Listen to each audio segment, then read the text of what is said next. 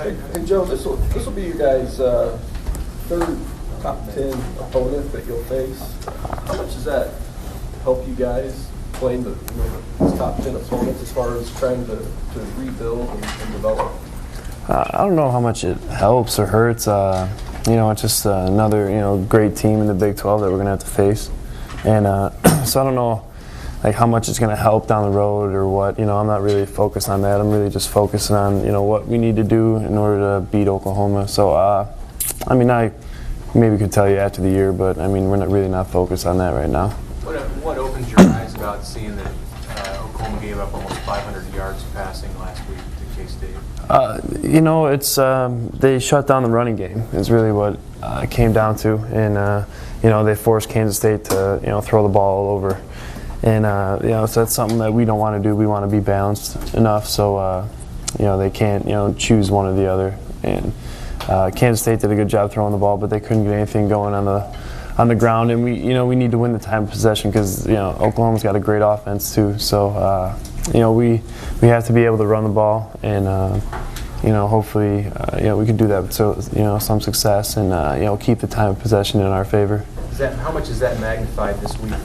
That ball control? You guys have done a great job 3 weeks in a row. Is that even more in the forefront of your plan when you go into a game like this? Not really. It's always in the forefront. We always want to dominate the time of possession, and that's something that we've always worked on, and we always will work on, and it doesn't change just because we're facing a big opponent like OU. It's still, we're going to stick to our game plan and stick to what we do best, and the time of possession is going to be big, especially to keep that offense off the field.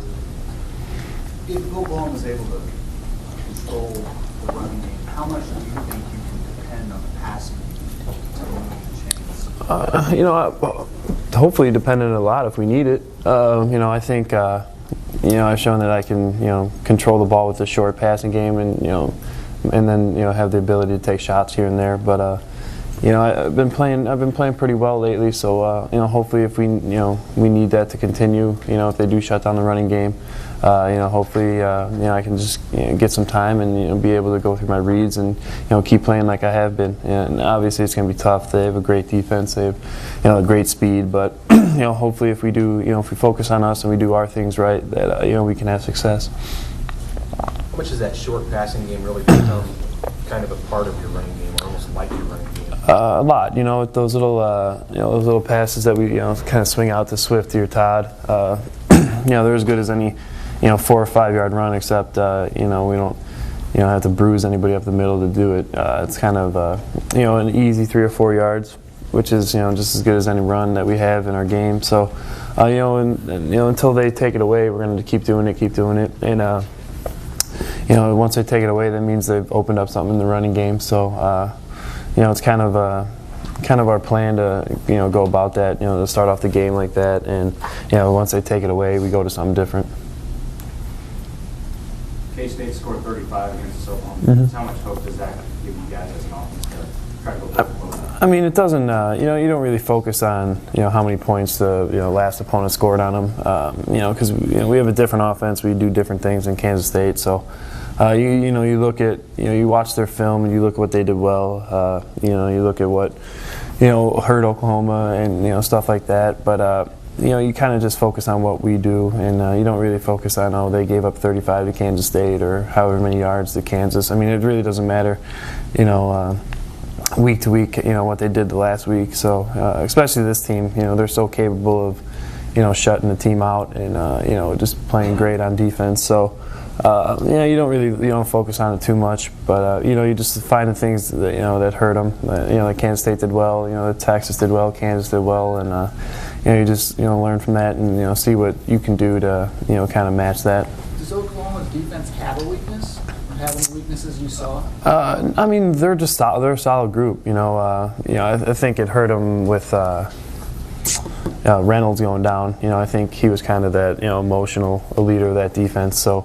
But they just have another young guy that's stepping in who's going to be a future star anyway. So they don't really have a weakness. It's just they're kind of I think with Reynolds going down, they kind of lost the captain of that defense, and they're kind of they're kind of not really struggling to find themselves, but the communication's kind of just a little bit off, just because he was such a big part of it, and I don't expect them to.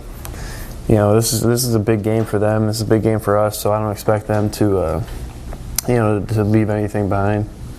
Did you what kind of happened with your game between the first half and the second half this last week that allowed you to find, looked like you had a lot more of a rhythm with your receivers in the second half? What did you do different? We were just able to, convert on third downs. We were in third and short, manageable, distance, and instead of being third and long.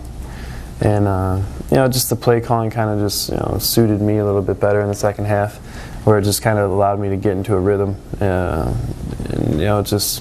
That's really it. The first half we kind of shot ourselves in the foot, not converting on some third downs. It kind of took us off the field. So, we left a lot of yards, a lot of points on the field. And in the second half, we did a little bit of the same, but, we were able to find our rhythm a little bit more. And, they dialed up some passes in early downs where, I can get comfortable, find my rhythm like I did. Are you to the point with Coach Watson, you think, where you guys are enough in sync that if you're not in a rhythm, he can do some things, or you can do some things to get you back into that pretty quick now, easier than you could a few games ago? Yeah, I mean, he's always trying to find, he's always trying to get me going, from the beginning, from the first 15 plays that we script. He's always trying to find a way to get me going, and he can see if I'm, just a little bit off, and he'll, kind of tailor the plays to, help me get back and find my rhythm, or, do something that, just to get me going. And, so he does a great job of doing that, and he did that similarly in the second half of Baylor, and, it worked out well. Hey, Joe, Paul was talking the other day about how Marlon has kind of elevated his game to a higher level. What have you seen from Marvin that's different right now than maybe what you saw the first 2-3 games? And I mean, just how big of a cog is he to his offense and making you guys successful? I think he likes when we spread defenses out, because he gets to use his playmaking abilities a little bit more. He gets to use his speed and his elusiveness a little bit more, just because we're so spread out. We're doing so many different things with him. Especially, so he's just able to be him and be a playmaker that he is, and I think he really enjoys the type of offense that we're running now, and I think he's really comfortable in it, and it shows. He's really confident, and he's playing like he's confident, and I think that's just the biggest difference I've seen. How much would it hurt if he wasn't in there doing what he's doing? How important is he to him? Oh yeah, he's obviously one of the best players on the team, so. Obviously he's really important, and he does everything. He does everything really well. I think he's the most complete back in the Big 12. So obviously it would hurt us a lot if he wasn't in there. Did you give him some thanks for that one-handed catch, third down play, or what conversation? Yeah, I did. It was a great catch. I was just the defensive end put his hand up, so I was kind of trying to throw it around him. I think Marlon was showing off a little bit. I think he could have got 2 up there, but he went up with 1. It was a great catch. It was big too, because I think it was 3rd and 4, and we were in a scat 5-man protection. They blitzed it, so I had to get it out hot, and Marlon was my hot answer, and I was just hoping that D-end didn't bat it down, because I knew Marlon could maybe get a hand or 2 on it, and he did. He made a great catch. And so I kind of rewarded him with that 68-yard dump pass later in the game. Sometimes just marvel at his ability to make plays with his hands. I mean, as a receiver. Yeah, I think that's awesome. That's big. It's huge, and for us as an offense in the passing game, just to have him be able to catch out of the backfield is just another dimension that defenses have to worry about, and it kind of opens up our receivers. They can't really double team them in the middle, and so I think Marlon just being able to catch the ball is just huge for this offense. And once he gets his hands on it, it's not over. He's making people miss. He can he's just as fast as anybody on the field. So you never know. He's got the ability to take it the whole way. Every time he touches it. Hey Joe, coaches like to, before the season begins, do a lot of self-scouting, looking at their own team as if they were the opponent the next week, preparing for them. Did you do any of that prior to the season? Did you do that throughout the course of the season, or is that just in no time? I mean, you do it a little bit. I mean, you watch film, you see what you could have done better. You see what you could have, fixed. You kind of see, what your tendencies are in certain plays. So you kind of do that. But if you go about and just manage the offense and do what you're supposed to do, it's tough for defenses to stop you. No matter what, and it's tough if you just go out and execute the offense and not try and do too much. You're going to be okay. You always have a foundation you play that you had to play with in this offense, and if you just live by those rules, you'll be fine as a quarterback.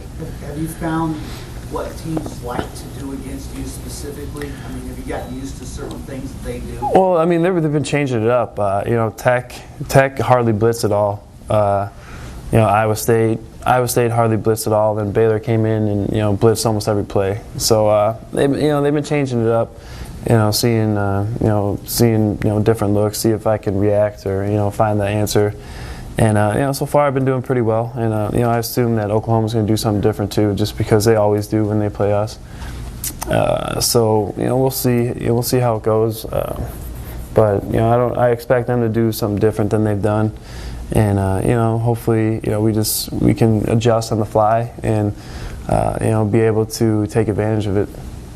For guys your age, Joe, does Nebraska, Oklahoma have a special meaning anymore? Well, yeah, I mean it always does. It was one of the greatest rivalries of all time, and it's kind of went away now, with the Big 12 North South, whatever, and but it's still a special game for us, and we understand what went on in the past, how special the rivalry was, and so it's not as big of a deal as it was back then, but it's still a big deal for us, so it's still huge. Guys still get really excited. It's still just the name Nebraska Oklahoma just kind of brings a chill up your spine. So it's just we understand the rivalry. Obviously it's kind of been I guess thrown under the bus a little bit. Now that we don't play every year, so.